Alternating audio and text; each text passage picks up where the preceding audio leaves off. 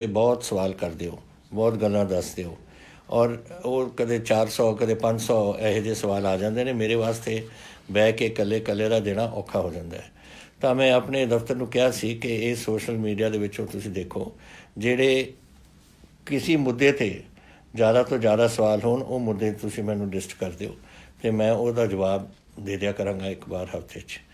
ਤਾਂ ਪਹਿਲੀ ਗੱਲ ਤਾਂ ਤੁਹਾਡੇ ਜਿਹੜੇ ਬਾਰ ਆਉਂਦੀ ਹੈ ਗੱਲ ਕਿ ਸਾਨੂੰ ਕੋਵਿਡ ਦੇ ਬਾਰੇ ਦੱਸੋ ਕਿ ਕੀ ਆਪਣਾ ਹੋ ਰਿਹਾ ਹੈ, ਕੀ ਕੈਸੇ ਚੱਲ ਰਿਹਾ ਪੰਜਾਬ ਦੇ ਵਿੱਚ। ਤੁਹਾਨੂੰ ਪਤਾ ਹੈ ਇਹ ਸ਼ੁਰੂਆਤ ਹੋਈ ਸੀ ਜਦੋਂ ਸਾਡੇ NRI ਬਾਹਰੋਂ ਆਏ ਸੀ, ਉੱਥੋਂ ਪਹਿਲਾਂ ਨਵਾਂ ਸ਼ਹਿਰ ਦੇ ਵਿੱਚ, ਫਿਰ ਹੁਸ਼ਿਆਰਪੁਰ ਦੇ ਵਿੱਚ। ਉਹ ਤੋਂ ਬਾਅਦ ਫਿਰ ਇਹ ਹੋਈ ਸੀ ਜਦ ਇਹ ਉਹ ਕਾਬੂ ਆ ਗਿਆ ਸੀ ਕੁਛ ਹੱਦ ਤੱਕ। ਫਿਰ ਸਾਡੇ ਜਿਹੜੇ ਆਏ ਸੀ ਇੱਥੋਂ ਨੰਦੇੜ ਸਾਹਿਬ ਤੋਂ, ਉੱਥੋਂ ਜਦੋਂ ਕੋਈ ਤਕਰੀਬਨ 4200 ਦਾ ਬੰਦੇ ਉੱਥੋਂ ਆਏ ਸੀ। 3000 ਤੋਂ ਉੱਪਰ ਆਏ ਸੀ ਰਾਜਸਥਾਨ 'ਚ, ਜਿਹੜੇ ਸਾਡੇ ਬੰਦੇ ਗਏ ਸੀ ਉੱਥੇ ਸਰੋਂ ਵੱਢਣ ਵਾਸਤੇ। ਔਰ ਕੁਛ ਆਏ ਸੀ ਇੱਧਰਲੇ ਪਾਸਿਓਂ ਆਪਣੇ ਕੋਟਾ ਤੋਂ, ਜੋ ਉੱਥੇ ਆਪਣੇ ਕੋਰਸ ਵਗੈਰਾ ਕਰ ਰਹੇ ਸੀ। ਉੱਥੋਂ ਆ ਗਏ ਸੀ ਕੋਈ 17-18 ਬੰਦੇ ਜਿਹੜੇ ਏਜ ਪੋਜ਼ੀਟਿਵ ਨਿਕਲੇ।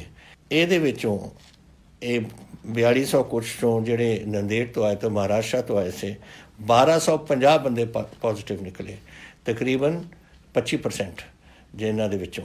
ਹੁਣ ਇਹ ਬਹੁਤ ਚੀਜ਼ ਮਹਾਰਾਸ਼ਟਰ ਦੇ ਵਿੱਚ ਬਹੁਤ ਫੈਲੀ ਹੋਈ ਹੈ। ਔਰ ਕੋਈ ਜਦ ਗਿਆ ਸੀ ਮੱਥਾ ਟੇਕਣ ਹਜ਼ੂਰ ਸਾਹਿਬ, ਨੰਦੇੜ ਸ਼ਹਿਰ ਹੈ ਬਹੁਤ ਵੱਡਾ, ਉਹਦੇ ਵਿੱਚ ਗਿਆ ਹੋਣਾ ਹੈ, ਤਾਂ ਇਹ ਚੀਜ਼ਾਂ ਉੱਥੇ ਹੋ ਗਈਆਂ। ਲੇਕਿਨ ਅੱਜ ਖੁਸ਼ੀ ਨੂੰ ਮੈਨੂੰ ਕਹਿੰਦੇ ਕਿ ਉਸ ਨੂੰ ਅਸੀਂ ਕੰਟਰੋਲ 'ਚ ਲਿਆਏ। ਲੋਕ ਅਸੀਂ ਕੁਆਰੰਟੀਨ 'ਚ ਕੀਤੇ, ਉਹਨਾਂ ਦੀ ਬੜੀ ਟੈਸਟਿੰਗ ਕੀਤੀ, ਉਹਨਾਂ ਦਾ ਇਲਾਜ ਵਗੈਰਾ ਕੀਤਾ ਔਰ ਬਹੁਤ ਹੱਦ ਤੱਕ ਇਹ ਕੰਟਰੋਲ 'ਚ ਆਇਆ ਹੋਇਆ ਇਸ ਵੇਲੇ। ਸਾਡੇ ਖੁਸ਼ੀ ਇਸ ਗੱਲ ਦੀ ਹੈ ਕਿ ਜਿਹੜੇ ਮੈਂ ਤੁਹਾਨੂੰ ਦੱਸਿਆ ਸੀ ਇੱਕ ਵਾਰ ਕਿ ਜਿਹੜੇ ਇਹ ਜਦੋਂ ਸਪਾਈਕ ਆਈ ਸੀ ਨਾ ਨੰਦੇੜ ਤੋਂ, ਮਹਾਰਾਸ਼ਟਰ ਤੋਂ ਜਿਹੜੇ ਲੋਕ ਆਏ ਸੀ, ਉਹ ਚਲਿਆ ਗਿਆ ਸੀ 905 ਤੱਕ। ਜਿਹੜੇ ਬੰਦੇ ਇੱਕਦਮ ਤੁਹਾਡੀ ਸਪਾਈਕ ਇਹੋ ਜਿਹੀ ਆਈ ਕਿ 905 ਦੇ ਕਰੀਬ ਪੇਸ਼ੈਂਟ ਤੁਹਾਡੇ ਪੋਜ਼ੀਟਿਵ ਨਿਕਲੇ ਉਹਦੇ 'ਚ। ਹੁਣ ਉਹ ਸਾਰਾ ਕੰਟਰੋਲ 'ਚ ਆ ਗਿਆ। ਉਹਨਾਂ ਵਿੱਚੋਂ ਕਈ ਤਾਂ ਵਾਪਸ ਉਹਨਾਂ ਦੀ ਇਲਾਜ ਹੋ ਕੇ ਘਰਾਂ ਚਲੇ ਗਏ, ਥੋੜ੍ਹੇ ਜਿਹੇ ਰਹਿ ਗਏ। ਅੱਜ ਮੈਂ ਸਮਾਂ ਉਹਦੇ ਵਿੱਚੋਂ 17 ਬੰਦੇ ਸੀ ਕਪੂਰਥਲਾ, ਰਾਣਾ ਗੁਰਜੀਤ ਜੀ ਨੇ ਉੱਥੋਂ ਉਹਨਾਂ ਨੂੰ ਹੌਸਪੀਟਲ ਤੋਂ ਲੈ ਕੇ ਉਹਨਾਂ ਨੂੰ ਵਿਦਾ ਆਪਣੇ ਪਿੰਡਾਂ ਨੂੰ ਕੀਤਾ। ਉਹ ਠੀਕ ਹੋ ਰਹੇ ਨੇ ਉੱਥੇ। ਅੱਜ ਜਿਹੜੇ ਸਾਡੇ ਰਿਕਾਰਡ 'ਚ ਆਉਂਦੇ ਡੇਲੀ, ਉਹ ਇਹ ਹੈ ਕਿ 13 ਮਈ ਨੂੰ ਉਹ ਜਿਹੜੇ 900 ਦੇ ਕਰੀਬ ਸੀ, ਉਹ 13-10 ਤੇ ਪਹੁੰਚ ਗਿਆ।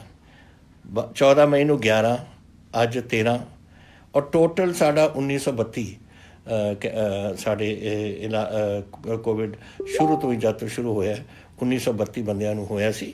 ਲੇਕਿਨ ਹੁਣ ਇਹ 10, 11, 13 ਇਸ ਲਾਈਨ 'ਤੇ ਚੱਲਦਾ ਹੈ। ਔਰ ਇੱਕ ਸਪਾਈਕ ਜਦੋਂ ਆਇਆ ਸੀਗਾ, ਜਿਹੜੇ ਮਹਾਰਾਸ਼ਟਰ ਆਏ ਥੇ ਜਾਂ ਰਾਜਸਥਾਨ ਤੋਂ ਆਏ ਸੀ, ਉਦੋਂ ਵੀ ਸਾਡਾ 7, 8, 6 ਇਸ ਤਰੀਕੇ ਨਾਲ ਚੱਲ ਰਿਹਾ ਸੀ, ਹਿੰਦੁਸਤਾਨ ਤੋਂ ਸਭ ਤੋਂ ਘੱਟ। ਔਰ ਇਹ ਆંકੜੇ ਦੇਖੋ, ਇਹ ਬੜੇ ਮੈਂ ਤੁਹਾਨੂੰ ਦੱਸਣਾ ਇਸ ਲਈ ਚਾਹੁੰਦਾ ਕਿਉਂਕਿ ਸਾਡੇ ਸਭ ਤੋਂ ਜ਼ਿਆਦਾ ਜਿਹੜੇ NRI ਨੇ ਦੁਨੀਆ ਦੇ ਵਿੱਚ, ਉਹ ਹੈ ਜਾਂ ਤਾਂ ਤਾਮਿਲਨਾਡੂ ਤੋਂ, ਜਾਂ ਗੁਜਰਾਤ ਤੋਂ, ਜਾਂ ਪੰਜਾਬ ਤੋਂ। ਔਰ ਅੱਜ ਤਾਮਿਲਨਾਡੂ ਦੇ ਵਿੱਚ 10,108 ਤੁਹਾਡੇ ਮਰੀਜ਼ ਨੇ ਇਸ ਬਿਮਾਰੀ ਦੇ, ਗੁਜਰਾਤ ਦੇ ਵਿੱਚ 9,932 ਔਰ ਪੰਜਾਬ ਦੇ ਵਿੱਚ 1,932। ਤਾਂ ਦੇਖੋ ਕਿੱਥੋਂ ਕਿੱਥੇ ਤਾਈਂ ਇਹ ਆ ਗਿਆ ਕੰਮ। ਜਿਹੜੇ ਮੌਤਾਂ ਹੋਈਆਂ ਨੇ ਮਹਾਰਾਸ਼ਟਰ, ਆਪਣੇ ਗੁਜਰਾਤ ਦੇ ਵਿੱਚ 606, ਤਾਮਿਲਨਾਡੂ ਵਿੱਚ 71 ਔਰ ਆਪਣੇ 32, ਆਪਾਂ 2% ਹੈ ਉਹਦੇ ਕਰੀਬ।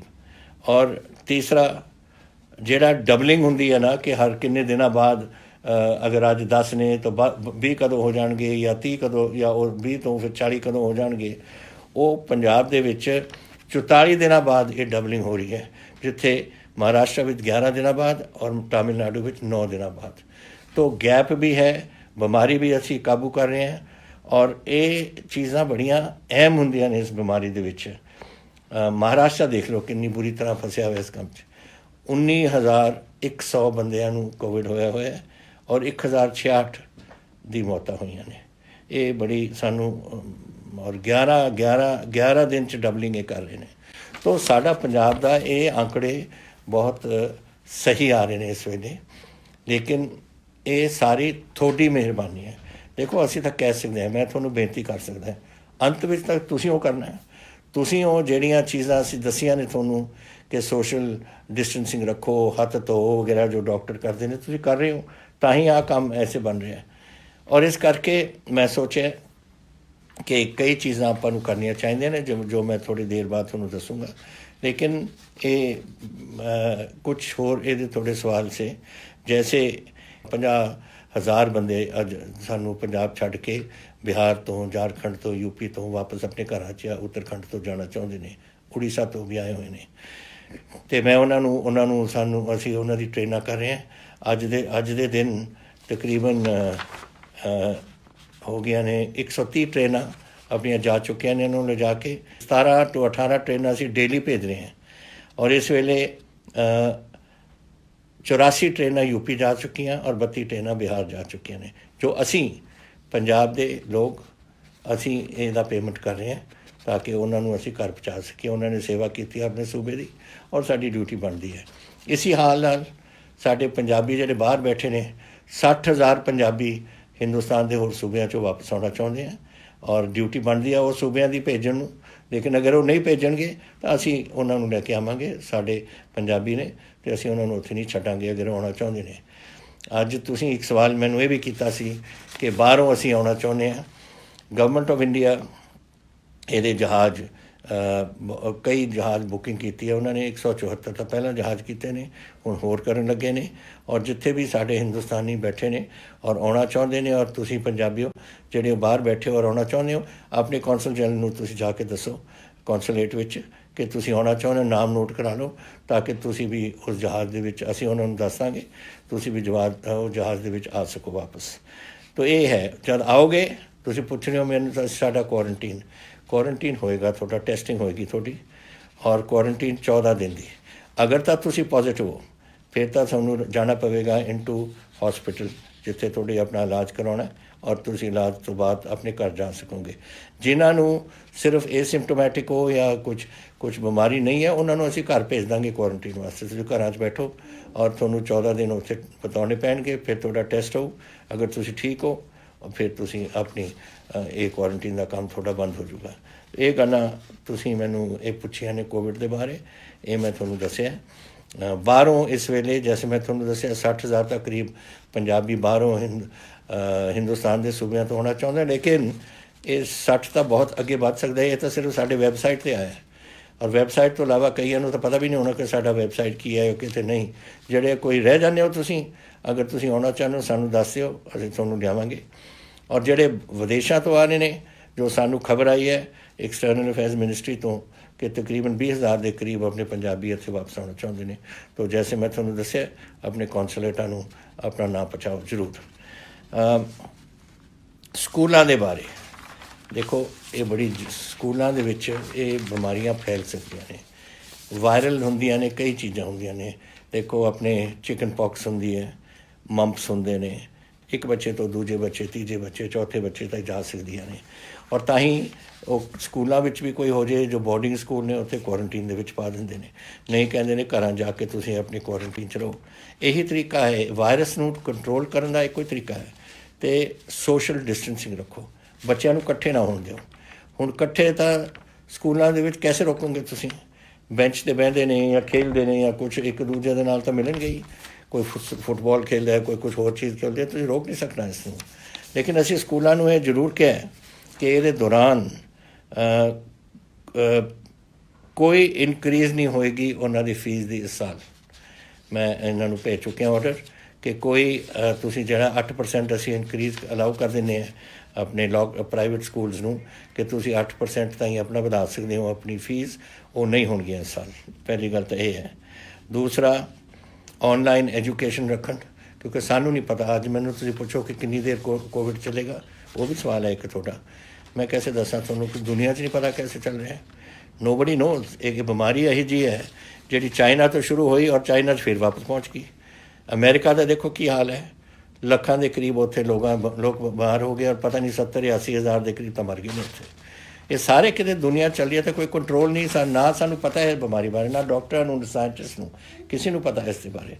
ਤਾਂ ਇਹ ਕਰਕੇ ਸਕੂਲ ਸਾਨੂੰ ਬੰਦ ਰੱਖਣੇ ਪੈਣਗੇ ਜਦ ਤਾਈਂ ਕੁਛ ਇਹਦੀ ਜਾਣਕਾਰੀ ਨਹੀਂ ਹੁੰਦੀ ਔਰ ਇਹ ਨਹੀਂ ਪਤਾ ਲੱਗਦਾ ਕਿ ਇਹਦਾ ਅਸੀਂ ਕੈਸੇ ਇਲਾਜ ਇਹਦਾ ਕਰਾਂਗੇ। तो ये ਤੁਹਾਨੂੰ ਔਖੀ ਘੜੀ ਤੁਹਾਨੂੰ ਕੱਟਣੀ ਪਊ। ਮੈਂ ਜਾਣਦਾ ਬੱਚਿਆਂ ਦੀ ਜਿਹੜੀ ਪੜ੍ਹਾਈ ਹੈ ਉਹ ਨਹੀਂ ਹੋਣੀ, ਲੇਕਿਨ ਔਨਲਾਈਨ ਤੁਸੀਂ ਅਗਰ ਜਿਹੜੇ ਸਕੂਲ ਕਰ ਸਕਦੇ ਨੇ ਤੁਸੀਂ ਕਰੋ। ਉਹਦੇ ਵਾਸਤੇ ਔਨਲਾਈਨ ਵਾਸਤੇ ਤਾਂ ਵੱਖ ਗੱਲ ਹੈ, ਲੇਕਿਨ ਹੋਰ ਕੋਈ ਬਿੱਲ ਨਹੀਂ ਤੁਸੀਂ ਲਾਉਣੇ। ਜੈਸੇ ਬਿਲਡਿੰਗ ਚਾਰਜਸ ਹੁੰਦੇ ਨੇ, ਟਰਾਂਸਪੋਰਟੇਸ਼ਨ ਚਾਰਜਸ, ਮੀਲ ਚਾਰਜਸ ਵਗੈਰਾ, ਇਹ ਨਹੀਂ ਲੱਗਣਗੇ। ਅਗਰ ਤੁਸੀਂ ਔਨਲਾਈਨ ਦੀ ਸਿਖਲਾਈ ਹੈ ਉਹਦਾ ਜਿਹੜਾ ਕੁਝ ਤੁਹਾਡਾ ਖਰਚਾ ਹੁੰਦਾ ਉਹ ਤੁਸੀਂ ਬੇਸ਼ੱਕ ਚਾਰਜ ਕਰ ਸਕਦੇ ਹੋ। ਤੋ ਇਹ ਗੱਲਾਂ ਅਸੀਂ ਕਈ ਚੀਜ਼ਾਂ ਇਹ ਪ੍ਰਾਈਵੇਟ ਸਕੂਲਸ ਨੂੰ ਲਿਖ ਕੇ ਭੇਜੀਆਂ ਨੇ, ਅਖਬਾਰ 'ਚ ਆ ਜਾਣਗੀਆਂ। ਔਰ ਮੈਂ ਆਸ ਕਰਦਾ ਕਿ ਤੁਸੀਂ ਆਪਣੇ ਬੱਚਿਆਂ ਨੂੰ ਪੜ੍ਹਾਓ ਜ਼ਰੂਰ। ਔਰ ਜੈਸੇ ਹੀ ਸਾਨੂੰ ਪਤਾ ਲੱਗਦਾ ਹੈ ਕਿ ਇਹ ਕੰਮ ਹੁਣ ਦਬਣ ਲੱਗ ਗਿਆ ਔਰ ਕੋਈ ਇਹਦਾ ਕੋਈ ਇਲਾਜ ਮਿਲ ਰਿਹਾ ਤਾਂ ਅਸੀਂ ਸਕੂਲ ਖੋਲ੍ਹ ਸਕਾਂਗੇ। ਇਹ ਤੁਹਾਡੇ ਬੱਚਿਆਂ ਦੀ ਬਿਹਤਰੀ ਵਾਸਤੇ ਹੈ, ਤੁਹਾਡੇ ਪਰਿਵਾਰ ਦੀ ਔਰ ਤੁਹਾਡੇ ਬੱਚਿਆਂ ਦੀ ਸਿਹਤ ਵਾਸਤੇ ਹੈ। And I am not willing to take risk. ਮੈਂ ਰਿਸਕ ਨਹੀਂ ਲਊਂਗਾ ਕਿ ਤੁਹਾਡੇ ਬੱਚਿਆਂ ਨੂੰ ਮੈਂ ਇੱਥੇ ਇਹੋ ਜਿਹੀ ਚੀਜ਼ 'ਚ ਫਸਾਵਾਂ ਜਿੱਥੇ ਉਹਨਾਂ ਨੂੰ ਬਿਮਾਰੀਆਂ ਹੋਣ ਜਿਹਦੇ ਤੋਂ ਸ਼ਾਇਦ ਨਿਕਲ ਨਾ ਸਕਣ। ਤੋ ਇਹ ਜ਼ਰੂਰੀ ਹੈ, ਮੇਰੀ ਜ਼ਿੰਮੇਵਾਰੀ ਹੈ ਔਰ ਮੈਂ ਆਸ ਕਰਦਾ ਕਿ ਤੁਸੀਂ ਇਸ ਜ਼ਿੰਮੇਵਾਰੀ ਦਾ ਮੇਰਾ ਸਾਥ ਦਿਓਗੇ। ਖੁਸ਼ੀਆਂ ਇਸ ਗੱਲ ਦੀਆਂ ਜ਼ਰੂਰ ਨੇ ਕਿ ਜੈਸੇ ਤੁਸੀਂ ਮੈਨੂੰ ਇਹ ਵੀ ਪੁੱਛਿਆ ਸੀ ਫਸਲ ਦੇ ਬਾਰੇ ਕਿ ਤੁਸੀਂ ਹੁਣ ਸਾਉਣੀ ਆ ਰਹੀ ਹੈ, ਸਾਉਣੀ ਦੀ ਆਪਾਂ ਫਸਲ ਕੀ ਕਰਾਂਗੇ। ਪਹਿਲਾ ਗੱਲ ਤਾਂ ਇਹ ਹੈ ਵਧਾਈ ਤੁਹਾਨੂੰ ਕਿ 123 ਲੱਖ ਟਨ ਆਪਣੀ ਕਣਕ ਆ ਚੁੱਕੀ ਹੈ ਔਰ ਦਿਨ ਪਰ ਦਿਨ 1 ਲੱਖ ਸਵਾ ਲੱਖ ਡੇਲੀ ਆ ਰਹੀ ਹੈ। ਦੇਖਦੇ ਹਾਂ ਕਿੱਥੇ ਤਾਈਂ ਪਹੁੰਚਦੀ ਹੈ, ਲੇਕਿਨ ਇਹ ਕਿਸਾਨਾਂ ਦੀ ਹਿੰਮਤ ਹੈ, ਤੁਹਾਡੇ ਸਾਰਿਆਂ ਦੀ ਹਿੰਮਤ ਹੈ ਜਿਨ੍ਹਾਂ ਦੇ ਕਰਕੇ ਹੋਇਆ। ਤੁਸੀਂ ਮੈਨੂੰ ਫਿਰ ਪੁੱਛਿਆ ਸੀ ਕਿ ਸਾਉਣੀ ਦੇ ਬਾਰੇ ਕਿ ਅਸੀਂ 1 ਜੂਨ ਤੋਂ ਸ਼ੁਰੂ ਕਰਨਾ ਚਾਹੁੰਦੇ ਹਾਂ। 1 ਜੂਨ ਤੋਂ ਤੁਸੀਂ ਕਰੋਗੇ ਨਾ ਝੋਨੇ ਨੂੰ ਸ਼ੁਰੂ, ਉਹ ਤਾਂ ਅਗਸਤ ਦੀ ਅਖੀਰ ਦੇ ਪਹਿਲੇ ਹਫ਼ਤੇ ਸਪਟੈਂਬਰ ਦੇ ਵਿੱਚ ਪੱਕ ਜੂਗੀ। ਤੁਸੀਂ ਕੱਟੋਗੇ ਕੈਸੇ, ਵੱਢੋਗੇ ਕੈਸੇ? ਉਹਦੀ ਮੋਇਸਚਰ ਲੈਵਲ ਇੰਨੀ ਹਾਈ ਹੋ ਜਾਣੀ। ਇਸ ਕਰਕੇ ਇਹ ਨਾ ਤੁਸੀਂ ਗਲਤੀ ਕਰ ਬੈਠਣਾ। ਅਸੀਂ 10 ਤਰੀਕ ਤੁਹਾਨੂੰ ਦਿੱਤੀ ਹੈ, ਅਗਰ ਤੁਸੀਂ 1 ਜੂਨ ਤੋਂ ਲਿਆਉਂਦੇ ਹੋ ਤਾਂ ਤੁਹਾਡੀ 25 ਅਗਸਤ ਤਾਈਂ ਪੱਕ ਜਾਣੀ ਹੈ, ਜਦ ਸਭ ਤੋਂ ਜ਼ਿਆਦਾ ਬਾਰਿਸ਼ ਉਦੋਂ ਹੁੰਦੀ ਹੈ। ਕਿ ਇਹਦਾ ਫਾਇਦਾ ਕੀ ਹੈ ਦੱਸੋ ਪਹਿਲਾਂ ਸ਼ੁਰੂ ਕਰਨ ਤੋਂ। ਤਾਂ ਤੁਸੀਂ ਇਹ ਮੇਰੀ ਗੱਲ ਮੰਨੋ, 10 ਜੂਨ ਠੀਕ ਟਾਈਮ ਹੈ। ਉਹ ਫਿਰ ਸਪਟੈਂਬਰ ਵਿਚਾਲੇ ਜਾ ਕੇ ਇਹ ਪੱਕੂਗੀ, ਉਦੋਂ ਤੁਸੀਂ ਇਸ ਨੂੰ ਵਾਢੀ 'ਚ ਲੱਗ ਸਕਦੀ ਹੈ ਔਰ ਮੰਡੀ 'ਚ ਆ ਸਕਦੀ ਹੈ। ਤਾਂ ਇਹ ਗੱਲ ਮੈਂ ਤੁਹਾਨੂੰ ਇਹ ਦੱਸਣਾ ਚਾਹੁੰਦਾ ਸੀ। ਹੋਰ ਤੁਹਾਡੇ ਸਵਾਲ ਸੇ?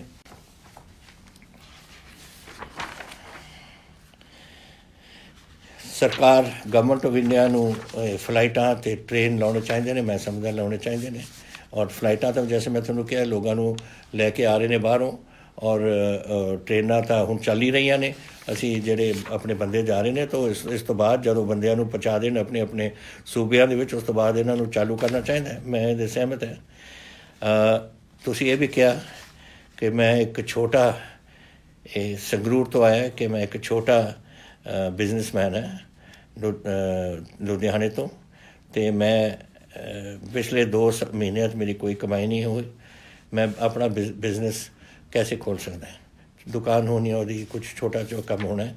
ਅਸੀਂ ਇਹਦਾ ਅਗਲੇ 2 ਦਿਨਾਂ ਦੇ ਵਿੱਚ ਤੁਹਾਨੂੰ ਪੂਰਾ ਇਹਦਾ ਕੱਢ ਕੇ ਦੇਵਾਂਗੇ। ਅਸੀਂ ਵੱਧ ਤੋਂ ਵੱਧ ਤੁਹਾਡੇ ਛੋਟੇ ਬਿਜ਼ਨਸਿਸ ਜਿਹੜੀਆਂ ਨੇ, ਤੁਹਾਡੇ ਦੁਕਾਨਾਂ ਨੇ, ਉਹ 18 ਤਰੀਕ ਨੂੰ ਤੁਹਾਨੂੰ ਪਤਾ ਹੈ ਸਾਡਾ ਲੋਕਡਾਊਨ ਇਹ ਪਹਿਲਾ ਨੰਬਰ 3 ਲੋਕਡਾਊਨ ਖਤਮ ਹੋ ਰਿਹਾ ਔਰ ਉਸ ਤੋਂ ਬਾਅਦ ਆਪਾਂ ਨੇ ਫੈਸਲਾ ਕਰਨਾ ਚੌਥੇ ਲੋਕਡਾਊਨ ਦਾ।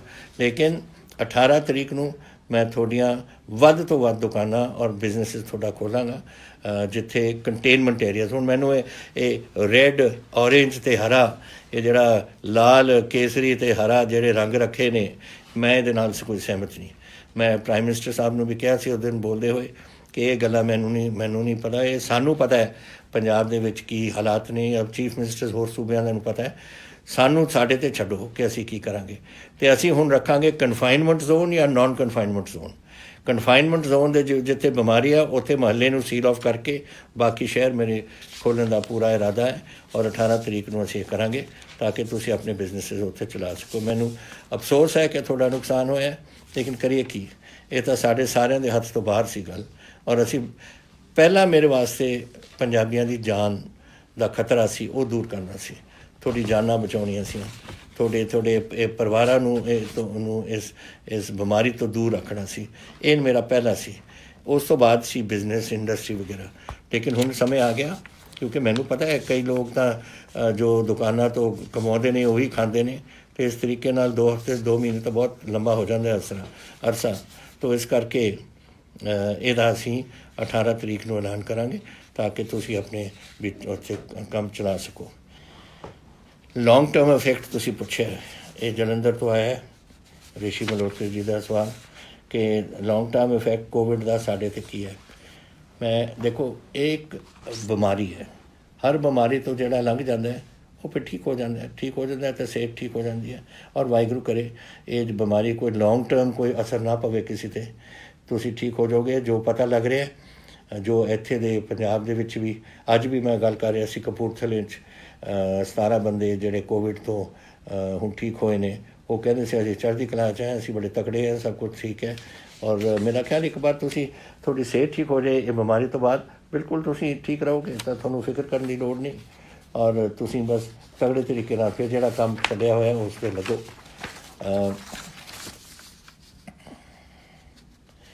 ਇੰਡਸਟਰੀਅਲਿਸਟ ਦਾ ਇੱਕ ਹੋਰ ਆਇਆ ਕਿ we are not getting chance to open factories ਥੋੜ੍ਹੀਆਂ ਖੁਲਾਤੀਆਂ ਵੱਡੀਆਂ, ਜਿਹੜੀਆਂ ਜਿਹੜੇ ਨੌਨ ਰੈੱਡ ਜ਼ੋਨ ਜਿਹੜਾ ਕੰਟੇਨਮੈਂਟ ਜ਼ੋਨ ਦੇ ਵਿੱਚੋਂ ਉਹ ਤਾਂ ਖੁੱਲ੍ਹ ਗਈਆਂ ਨੇ। ਬਾਕੀ ਮੈਂ ਤੁਹਾਨੂੰ 18 ਨੂੰ ਜਿਹੜੇ ਛੋਟੇ ਬਿਜ਼ਨਸ ਕਿਤੇ ਜਿਹੜੇ ਲੋਕ ਕਹਿੰਦੇ ਨੇ ਕਿ ਉਹ ਔਰੇਂਜ ਜ਼ੋਨ ਜਾਂ ਰੈੱਡ ਜ਼ੋਨ ਹੈ, ਜਿਹੜੀ ਮੈਂ ਚੱਕ ਦਿੱਤੀ ਹੈ। ਮੈਂ ਤਾਂ ਕਹਿੰਦਾ ਕਿ ਕਨਫਾਈਨਮੈਂਟ ਜ਼ੋਨ ਹੈ ਜਾਂ ਨਾਨ ਕਨਫਾਈਨਮੈਂਟ ਜ਼ੋਨ।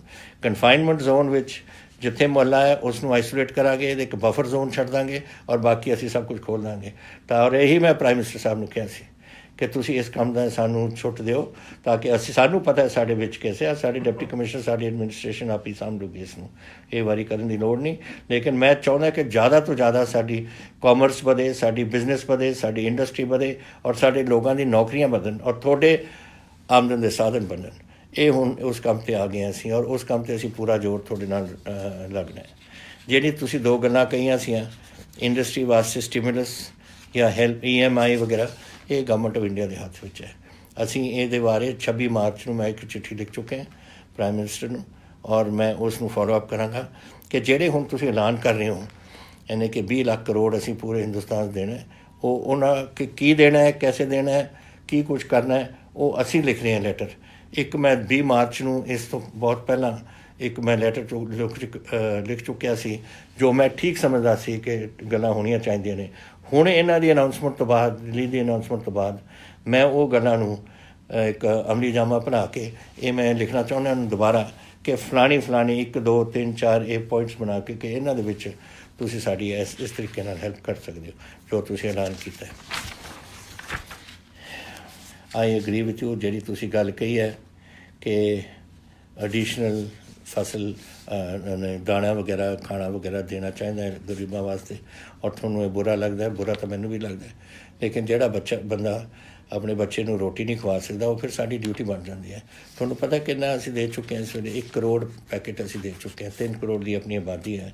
ਲੇਕਿਨ ਹਾਲੇ ਵੀ ਲੋਕਾਂ ਨੂੰ ਪੂਰੀ ਰੋਟੀ ਨਹੀਂ ਮਿਲ ਰਹੀ ਕਿਉਂਕਿ ਇਹ ਜਿਹੜੇ ਮਾਈਗਰੈਂਟ ਲੇਬਰ ਹੈ ਜਾਂ ਆਪਣੀ ਲੇਬਰ ਹੈ ਜਾਂ BPL ਸਾਡੀ ਫੈਮਿਲੀਜ਼ ਨੇ। ਹੁਣ ਮਾਈਗਰੈਂਟ ਲੇਬਰ ਤਾਂ 13 ਲੱਖ ਬੈਠੀ ਹੈ, ਉਹ ਜਦੋਂ ਉਹਨਾਂ ਨੂੰ ਕੋਈ ਨੌਕਰੀ ਨਾ ਮਿਲੇ ਤਾਂ ਫਿਰ ਉਹ ਵਿਚਾਰੇ ਰੋਟੀ ਖਾਣਗੇ ਕਿੱਥੋਂ, ਤਾਂ ਦਿਹਾੜੀਦਾਰ ਨੇ ਸਾਰੇ।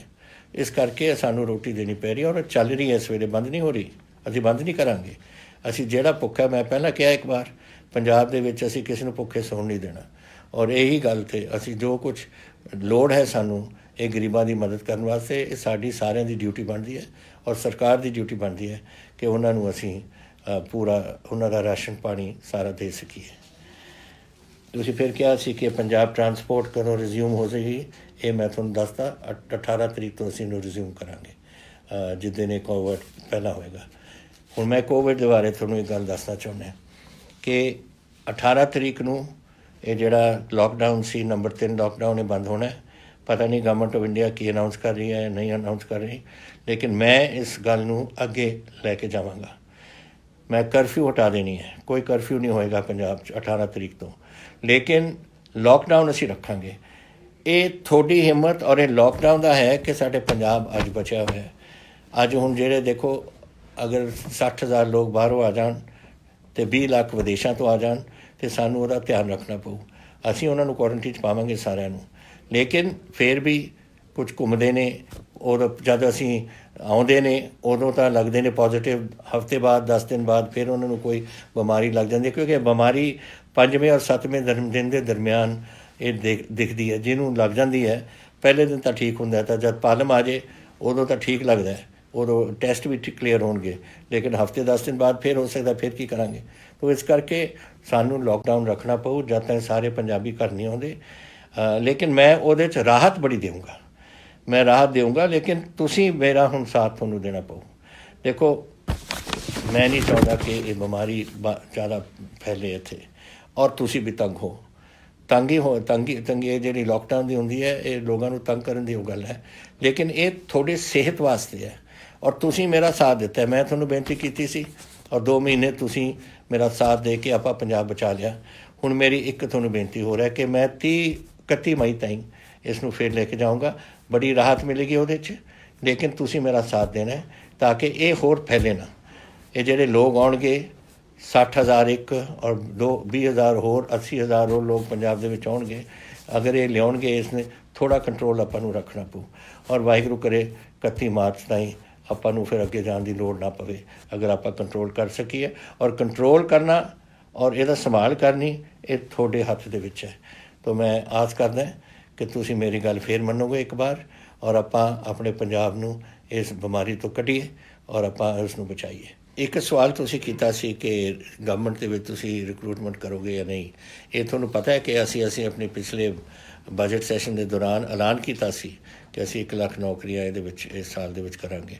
फिर कोविड शोविड हो गया शुरू, लेकिन ਇਹਦਾ मतलब ये नहीं कि असीं नहीं करांगे, ये बिल्कुल करांगे। ਇਹਦੇ वास्ते असीं हुण बना रहे हैं कि किस तरीके नाल असीं ये रिक्रूटमेंट ड्राइव करनियां ने और कुछ दिनों में तुहाडे सामने ये गल असीं रखांगे ताकि जिन्हां ने अपलाई करना है उस वास्ते करो।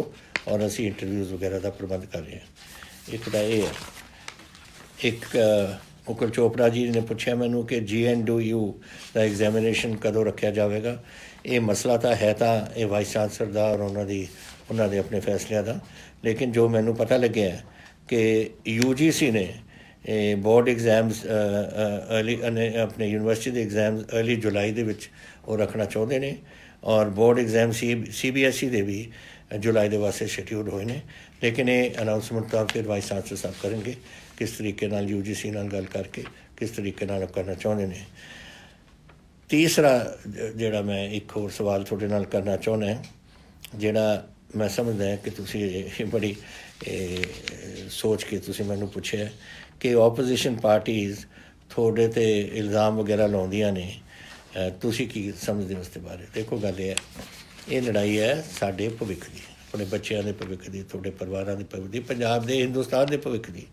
और मैं सारे ओपोजिशन पार्टियां नूं सद्दिया सी और मैं उन्होंने बुलाया कि सारे ने मैनू भरोसा दिता सी, हर पार्टी ने, कि असी थोड़ा इस कोविड दे बीमारी के समय थोड़ा पूरी सपोर्ट करांगे। अगर हुण वो भुल गए ने अपना जिहड़ा वायदा मेरे नाल कीता सी और हुण सियासत नूं अगे लिआए ने, फिर मैं की कह सकदा इहदे बारे। वैसे उन्होंने सोचना चाहिए कि ये पंजाब दे और पंजाब के लोगों का भविख है और जदों ताईं ये लड़ाई मुकदी नहीं और आपां इहदे फतेह नहीं आपां इत्थे होवांगे तो ये गल पंजाब दे विच फैलदी रहू। और इस करके साडा साथ होना चाहिए सी उन्हां दा। और मैं अज भी आस करदा कि जिहड़ा भरोसा उन्होंने मैनू दिता है वो इस कोविड तो अलावा जो मर्जी करो सियासत, लेकिन कोविड विच साडा साथ दिओ ताकि आपां पंजाब नूं और पंजाबियां नूं इस और अपने बच्चों नूं इस तो बचा सकीए। मैनू एक महिंदरपाल जी ने जलंधर तो लिखी है चिट्ठी कि और जान एक पास लेना चाहते थे, उन्होंने पास नहीं मिला। ये मैनू हैरानी लगती है इस गल की, क्योंकि डिप्टी कमिश्नर और SSPs नूं दस्सिया गया है कि जो अपने पास लैके कुछ खास जरूरी काम करना चाहते हैं उन्होंने दिता जाए। तो मैं DC जलंधर नूं अज इनफॉर्म कर रहा महिंदरपाल जी कि थोनों ये प्रॉब्लम ना होवे और ये थोनों पास एकदम दिता जाए ताकि तुसी अपने फैमिली नूं जलंधर तो बठिंडे पहुँचा सको। ये और बाकी डिप्टी कमिश्नर भी दस रहे हैं कि जो है जी कोई हुंदे ने मंगा हुंदियां ने ये उन्होंने पूरियां करनियां चाहिए ने, वो अज मैं उन्होंने भेज रहा। और अखीर विच एक कोई गल रहेगी करन नूं और वो है थोड़ा धन्नवाद करना। देखो जिस तरीके नाल तुसीं CM रिलीफ फंड वास्ते पैसे भेजे ने, मैं आस नहीं करता सी कि इस तरीके नाल पैसे पहुँचणगे। बहुत पैसे पहुँचे ने। ਉਹਦੀ पहली पेमेंट शायद ਤੁਹਾਨੂੰ पता लग्या होना है कि असी कीती सी, ਜਿਹੜੇ 2 ਸਾਡੇ मुलाजम इस उन्होंने मौतें हो गई। एक तो DSP से लुधियाने तो और दूसरे से रेवन्यू महकमे तो एक कानूगो से ਉਹਨਾਂ ਦੋਨਾਂ ਨੂੰ ਅਸੀਂ ਇਹਦੀ ਜੋ ਦੇਣਾ ਸੀਗਾ ਉਹਨਾਂ ਨੂੰ ਰਿਲੀਫ ਵਗੈਰਾ ਉਹਨਾਂ ਦੇ ਪਰਿਵਾਰਾਂ ਨੂੰ ਅਸੀਂ ਦਿੱਤੀ ਹੈ। ਔਰ ਸਾਡੇ ਕੋਲ ਬਹੁਤ ਪੈਸੇ ਪਏ ਨੇ ਇਸ ਵੇਲੇ, ਕੋਈ ਇਹਦੀ ਤੰਗੀ ਨਹੀਂ, ਕੋਈ ਪ੍ਰੋਬਲਮ ਨਹੀਂ ਸਾਨੂੰ ਆਉਣੀ। ਲੇਕਿਨ ਧੰਨਵਾਦ ਤੁਹਾਡਾ, ਕਿਉਂਕਿ ਤੁਸੀਂ ਅਮਾਊਂਟਸ ਕੋਈ ਵੀ ਹੋਵੇ, ਤੁਸੀਂ ਆਪਣੇ ਦਿਲੋਂ ਆਪਣੇ ਪਿਆਰ ਨਾਲ ਇਹ ਭੇਜਿਆ ਆਪਣੇ ਪੰਜਾਬ ਵਾਸਤੇ, ਤਾਂ ਮੈਂ ਦਿਲੋਂ ਤੁਹਾਡਾ ਸਾਰਾ ਸ਼ੁਕਰਗੁਜ਼ਾਰ ਹਾਂ। ਅਤੇ ਮੇਰੇ ਵੀਰੋ ਭੈਣੋ, ਕੋਈ ਇਹੋ ਜਿਹੇ ਸਵਾਲ ਹੋਣ, ਕੋਈ ਗੱਲਾਂ ਹੋਣ ਜੋ ਤੁਹਾਡੇ ਮਨ 'ਚ ਨੇ, ਜੋ ਤੁਸੀਂ ਮੈਨੂੰ ਪੁੱਛਣਾ ਚਾਹੁੰਦੇ ਹੋ, ਮੈਂ ਤੁਹਾਨੂੰ ਦੱਸਿਆ ਹਰ ਹਫ਼ਤੇ ਮੈਂ ਇੱਕ ਦਿਨ ਇਹ ਤੁਹਾਡੇ ਨਾਲ ਇਹ ਗੱਲ ਕਰਿਆ ਕਰਾਂਗਾ। ਜ਼ਰੂਰ ਮੈਨੂੰ ਲਿਖ ਕੇ ਭੇਜੋ ਔਰ ਮੈਂ ਕੋਸ਼ਿਸ਼ ਕਰੂੰਗਾ ਕਿ ਸਾਰੀਆਂ ਗੱਲਾਂ ਦਾ ਤੁਹਾਨੂੰ ਜਵਾਬ ਦੇਵਾਂ। ਬਹੁਤ ਧੰਨਵਾਦ ਤੁਹਾਡਾ ਸਾਰਿਆਂ ਦਾ।